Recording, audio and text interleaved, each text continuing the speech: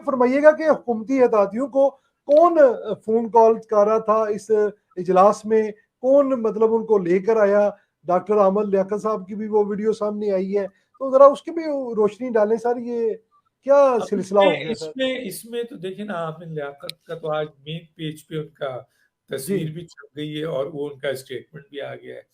और मौलाना फजल रहमान है या अपोजिशन लीडर हैं या जी मरियम नवाज साहबा या जितने भी लोग हैं, वो सब ये बता रहे हैं कि जी हमारी इत्तलात हैं कि हमारे अपने यानी जो अपोजिशन के एमएनएज हैं उन पर भी दबाव डाला गया है। तो कौन दबाव डालेगा भाई? कोई कहीं पुलिस जा रही है, कहीं फोन जा रहा है, कहीं धमकियां जा रही हैं, तो कहीं कुछ जा रहा है। सबको पता है कि ये डालने वाले लोग कौन है। और ये और मैं तो यही सवाल तो उठा रहा हूं। मेरा जी यही तो सवाल है कि आप डंडे को बुरा कहते हैं, आप जजेस को बुरा कहते हैं, आप दूसरों को बुरा। अरे भैया, पहले अपने गिरेबान में तो दागें कि आखिर आपको फोन कॉल्स आए हैं, दूसरे को भी तो आए। अब 206 210 वहां पे भी वोटिंग में खराबी हुई है। आखिर अपोजिशन के वो 2000 203 206 210 अफराद भी तो आए ना। तो वो कौन लोग थे? और जो लोग नहीं आए, और चाहे इत्तेहादी हैं, जहांगीर जी तरीन वाले हैं, फला हैं, ये लोग हैं, पीएमएलक्यू है, फला है। आपने देखा कि जैसे ही पीएमएलक्यू ने कहा कि हम वोटिंग नहीं करेंगे, मोनस लाई का केस जो है वो मीडिया में चलने लगा कि जनाब चल ये कर दिया, फला कर दिया। तो भैया, फाइलें बनी हुई हैं और इन्हीं की गलतियों से बनती है।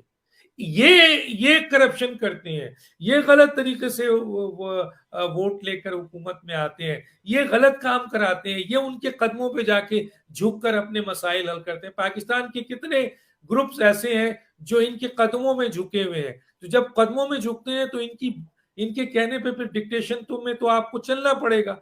लेकिन अगर ये मेंबर ऑफ नेशनल असेंबली का की और सेनेट के इन लोगों की कसूर है कि इन्होंने ऐसे अमल किए हुए हैं जिसकी बुनियाद पर ये ब्लैकमेल होते हैं, धमकियां मिलती हैं। और जाहिर है, धमकी देने वाला ताकतवर तबका है इस एरिया का है, लेकिन वो सबको क्यों नहीं देता?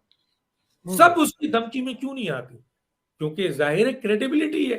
तो जो लोग क्रेडिबल नहीं है वो बड़े, अब जैसे इमरान खान के कैबिनेट में जो डाले हुए बहुत से लोटे भगोड़े, ये कौन जी लोग हैं? इन्हें पता है कि जनाब वो तो एक काउंसलर का इलेक्शन नहीं जीत सकते, यहाँ वजीर बने हुए हैं। तो किसकी बदौलत?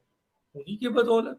तो ये लाएं और यही चीज, और तो डॉक्टर शर्म साहब फिर का। बहस हो रही है, साकिब निसार साहब ने जिसको बिल्कुल कंडम कर दिया है, तो क्या देख रही हैं आप? किस नज़र से देख रही हैं आप कि लंदन में जाकर उन्होंने जो बयान दिया है, पीटीआई वाले लोग ये कह रहे हैं कि लंदन में ही जाकर उन्होंने ये क्यों हलफनामा जो है वो किया, स्टेटमेंट ये वाली दी, और कुछ लोग कह रहे हैं जी 3.5 साल पहले क्यों नहीं उन्होंने दी? तो आप क्या कहेंगे डॉक्टर साहब इस पर? देखिए, पहली बात तो ये है कि यहाँ पर आइए कि उनका जो बयान लेकर मोअज़्ज़िज़ चीफ जस्टिस जो जी इस्लामाबाद हाई कोर्ट है, मैं नहीं कहता, जो जजेस हैं साबिक और वकला हैं, उनका ये कहना है कि उन्होंने इंसाफ के तकाजे पूरे नहीं किए।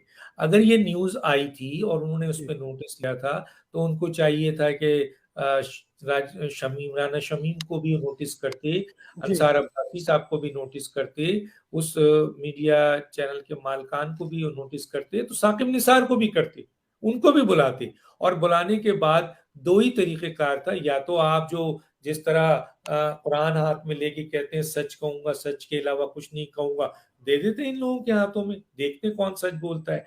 आपका यकीन भी अपने इस हलफ पे होना चाहिए था। और अगर फर्ज कीजिए ये नहीं, तो फिर जी एक आप जुडिशियल कमीशन बना दें कि वो इन्वेस्टिगेट करें। देखें, राना शमीम साहब ने तो ये कहा कि मैं जहां बुलाएंगे मैं आकर बात करने को तैयार हूं, और मैंने जो हलफनामा दिया है उस हलफनामे के एक एक जुमले की मैं जो है वो उसकी हिमायत करूंगा। अब यहाँ पर ये कह होना तो ये चाहिए था, जो कि नहीं हुआ, जिसपे इंसाफ के तकाजे पूरे नहीं हुए, समझा ये गया है। अब क्यों डिफेंड किया गया इतना? क्यों अदालत में साकिब निसार को और आपके इस केस को जी मसलन इस केस को मेरिट पे डिसाइड करने के बजाय एक प्रेशर बिल्डअप किया गया और शोकाज दे दिया गया उन लोगों को, ताकि वो पीछे हट जाए? क्यों किया गया, इस पे बहुत सारी बातें हैं। मैं अभी नहीं कहना चाहता, केस इस वक्त जी कोर्ट में है, लेकिन शुकूक बहुत ज्यादा आ गया। ये मेरिट पे केस डिसाइड आगे नहीं। चलकर इसका कुछ बनेगा डॉक्टर साहब, ये इतना सा बता दें बस। मैं तो आपको सिर्फ ये कह रहा हूं कि देखिए ये बहुत बड़ा केस है, क्योंकि जी जो लोग ये कह रहे हैं कि लंदन में, भाई लंदन में उन्होंने जाकर मुलाकात की, लंदन में नवाज शरीफ साहब थे, उनके जमीर जागा, अगर उनका जमीर 3 साल पहले नहीं जागा आज जाग गया, कौन सा फर्क पड़ता है भाई। बात तो ये नहीं है, बात ये है कि वो जो कह रहे हैं वो सही है या गलत है। हम्म 3 साल बाद कहें या आज भी कहें, बहुत से ऐसी बैठे हैं, नवा वो जो क्या कहते हैं, जुल्फकार अली भुट्टो साहब को जिन्होंने सजा दी, जस्टिस नसीम ने कितने साल बाद इकरार किया कि वो जुडिशियल मर्डर था, कितने साल बाद किया।